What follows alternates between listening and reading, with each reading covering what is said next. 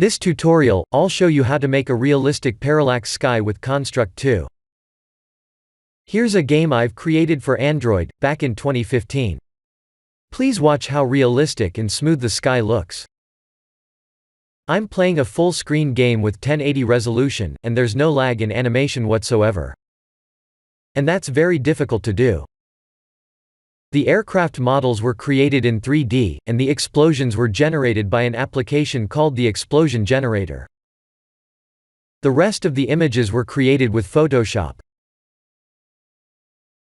The sound was created by BFX, and the game was exported to Android by an application called PhoneGap by Adobe. Let's take a look at the sky. I used the sine behavior to move a large image file from left to right. The sine behavior will give you the best result when you're creating a parallax background like this. This method can be used to move the general ground images in a parallax manner. Please learn how the sine settings were arranged in accordance with the actual pixel size of the sky and the cloud images.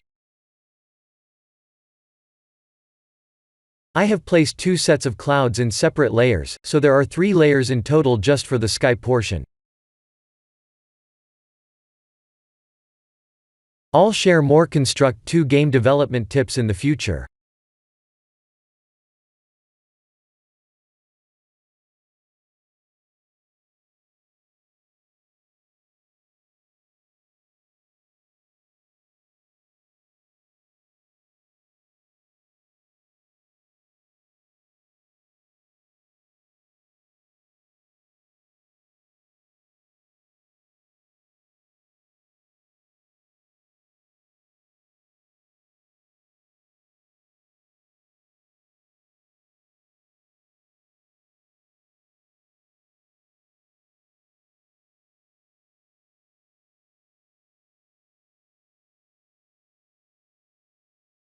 This is the end of the parallax sky tutorial.